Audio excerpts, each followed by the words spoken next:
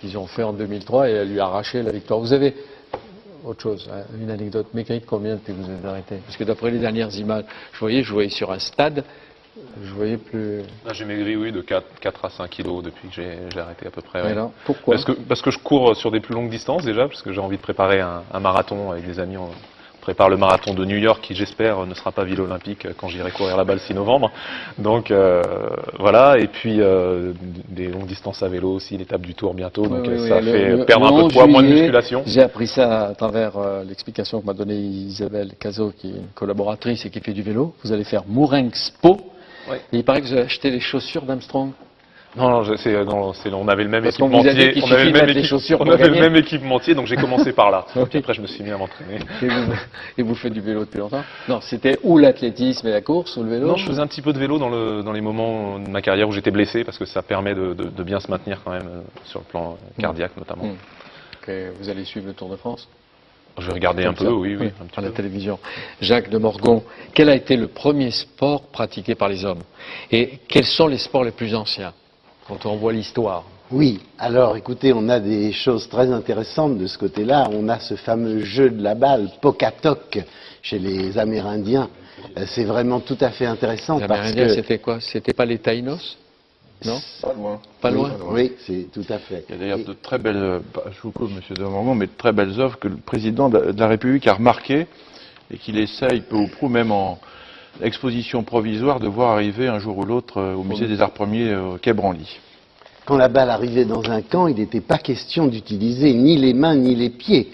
Il fallait donc utiliser le reste du corps. Et il fallait surtout pas que la balle tombe par terre. Et ce qui était en jeu, c'était la possibilité pour le soleil de revenir chaque nuit, après chaque nuit. Et donc il y avait là une sorte de mixité entre le sport et la religion qui était absolument extraordinaire. Et justement, il y a le rôle de la religion, il y a aussi le rôle de la politique. Est-ce que c'est pas aussi la volonté de canaliser la violence, enfin de l'encourager, de la canaliser? Oui, alors ça c'est, si vous voulez, j'emploie comme ça en parlant une expression que je n'ai pas mise dans le livre, qui est caméléonisme des sports. J'entends par là que le sport est capable de s'associer aux politiques, aux religieux, à l'économique, à l'information. On en parlait, l'information technique et scientifique, avec le dopage, l'information médiatique.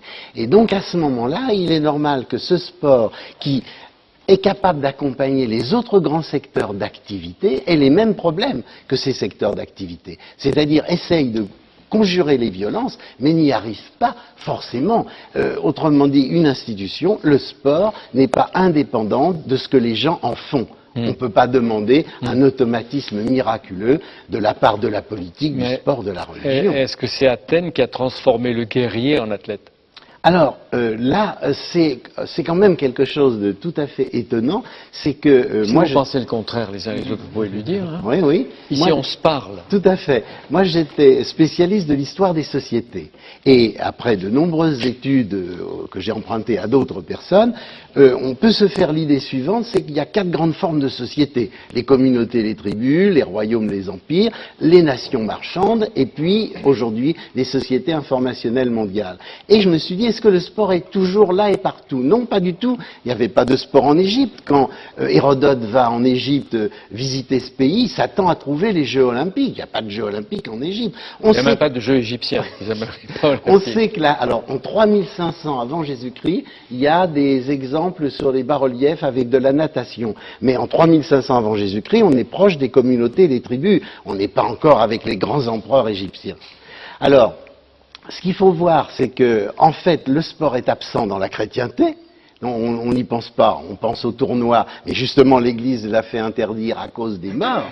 Et ce que j'ai découvert en faisant cette étude, je l'ai découvert au fur et à mesure, c'est que les sports avaient une présence dans les transitions entre les grandes évolutions, les grandes mutations de l'histoire de l'humanité. Du coup, on a les sports qui sont inventés par les Grecs entre les communautés, tribus et les royaumes et empires. L'athlète est cadré d'un point de vue religieux, donc là aussi on est dans le sport sport qui s'associe. Et avec les jeux romains?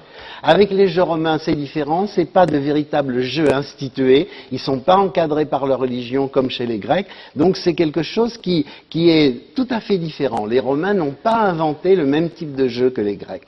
Bon, il y a différentes étapes dans l'histoire. On peut pas. Ça serait plutôt les revoir. médiatique, les Romains. Oui, mais nos jeux actuels, quelle transition traduisent-ils? On va vers où? Voilà. Alors écoutez, les grandes évolutions, c'est avant, actuellement, c'est les nations qui se sont transformées à partir des empires, d'où la renaissance du sport anglais. Et aujourd'hui... Encore les Anglais. Ah, là, ils sont là quand même. Hein. Le moment grec. Hein? Toujours. Oui, le oui. moment grec. Ouais. Le moment britannique.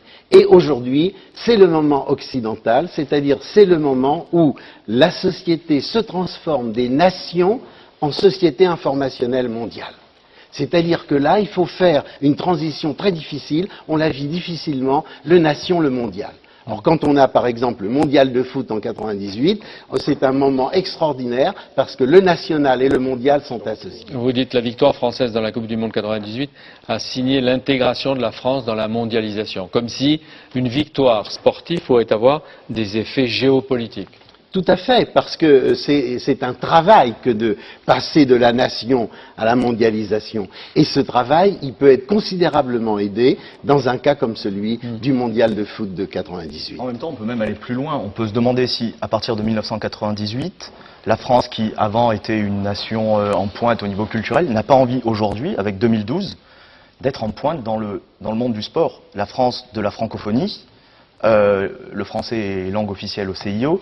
Est-ce que aujourd'hui la France, un petit peu en déclin quand même au niveau culturel, au niveau économique, au point de vue mondial, n'a pas envie de devenir première nation sur le plan sportif? Oui, mais est-ce qu'on peut être en déclin dans le domaine économique, culturel et porter en soi la force et l'énergie, la vitalité pour être les meilleurs dans le domaine des sports? Est-ce que c'est pas lié avec une interdépendance? Je ne pense pas que la France soit en déclin. Elle est, vous le disiez monsieur, elle est en mutation. Elle cherche sa voie. Et ce qui lui manque, c'est des repères à moyen long terme. Je trouve que les Jeux, dans cet imaginaire qui est de dire on va se mobiliser, on va se rassembler sur un projet à 7 ans. On se donne rendez-vous en 2012 et il faut qu'on soit à l'heure. C'est pas 2012 plus ou moins un mois, c'est 2012, au mois d'août, le début août 2012, il faudra qu'on soit prêt. Ça, je crois que c'est un projet mobilisateur. C'est pour ça, finalement, que tous les Français ont bien compris qu'il fallait être ensemble pour porter un projet Mais comme c'est extraordinaire parce que ça veut dire que, en dehors du sport, aucun projet n'a été inventé qui soit capable de mobiliser tout un peuple. Oui. Et M. de Morgan le disait très bien, c'est l'ouverture au monde, mais aussi l'identité nationale. Il faut dire les choses comme elles sont. Je vais vous parler d'une anecdote qui est assez symbolique. Après les Jeux d'Athènes, certains ont voulu comptabiliser les médailles européennes, c'est-à-dire faire la comptabilité de tous les pays européens.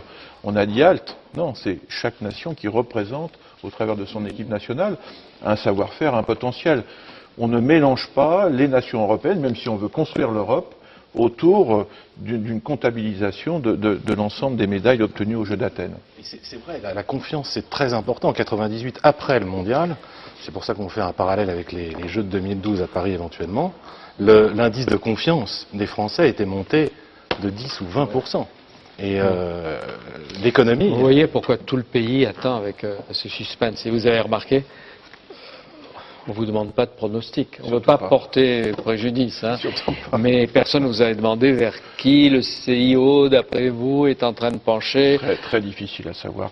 Jacques Rogge, le nouveau président du Comité international olympique, laisse très très libre les membres du CIO, les laisse à leur propre analyse, à leur propre origine culturelle. On lui demande rien parce que de toute façon, il ne Notre dira pas la vérité. C'est un peu, oui, Hein? il dira rien. Même si vous savez, c'est dommage. Est-ce que, Jacques de Morgan, vous dites que la manière dont les sociétés pratiquent le sport révèle un peu ce qu'est leur régime économique, politique, en quelque sorte? Dis-moi quel jeu tu pratiques et je te dirai si tu es un démocrate ou pas un démocrate.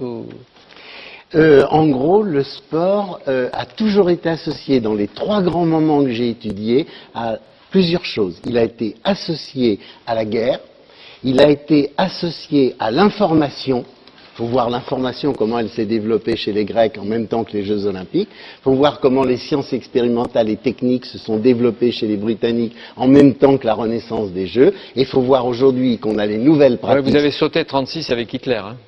Je vais y venir. On a les nouvelles pratiques sportives et on a en même temps les TIC, c'est-à-dire les nouvelles techniques d'information et de communication. Donc, et puis, la troisième chose avec laquelle non, mais on pourrait dire, par exemple, pardon, est-ce qu'on ne pourrait pas dire, quand on voit certains athlètes, hommes ou femmes, sur les stades de certains pays, je ne veux pas dire l'Iran, etc., on peut dire, on comprend quelle est la nature du régime, je ne sais pas. Oui, mais comme nous le disions tout à l'heure... On ne va pas mouiller le politique, Jean-François Lamour, qui est les deux. Oui, on peut. Mais c'est un sujet combien de femmes sacrifiées là aussi sur les stades, ou alors qui courent avec un voile, ou je ne sais pas, peut-être que c'est plus efficace, je ne sais pas, mais... Il est évident que la totalité des sports ne pourra pas être pratiquée par les pays islamiques dans la condition actuelle qu'ils font, par exemple, aux femmes. Donc je sais bien, on ne va pas se targuer, on sait qu'en 1896, les premiers Jeux Olympiques interdisaient les femmes. En 1904 à Saint-Louis, les Noirs étaient interdits. Donc je veux dire, les Occidentaux ont fait d'énormes erreurs dans ce domaine. Donc on peut quand même... C'est donc une bataille, une conquête permanente. Voilà. Une évolution, un objectif d'évolution aussi à moyen long terme. Sans aller si loin, le marathon féminin n'est apparu qu'en 84. Absolument. C'est 400 mètres aussi. On pensait qu'il y avait trop dur pour les femmes. L'entraînement en pleine nature, conseil de préparation au sport outdoor. Pourquoi outdoor? Oui, ça veut dire de pleine nature. Mais dans le langage sportif, on parle plutôt d'outdoor. On parle de mondialisation. De Beck et physiologie et méthodologie de l'entraînement de la pratique, les éditions de Beck. Moi, je regarde avec une énorme admiration l'amateur qu'est Yannick Graziani. Et vous nous écoutez presque silencieux, parce que les Jeux Olympiques vous concernent aussi, mais de loin, et j'ai envie de dire de haut. Est-ce que vous voulez faire sa présentation? C'est pas un piège, hein.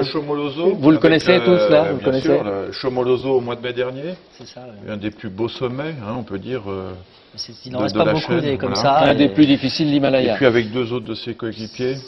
On ne quantifie pas tellement les montagnes, c'est difficile. Mais il en reste très peu qui n'ont pas été grimpés, et c'était un peu notre objectif. Et on a réussi, mais pour ça, on s'est quand même entraîné pendant plusieurs années. C'est notre expérience qui nous a fait réussir.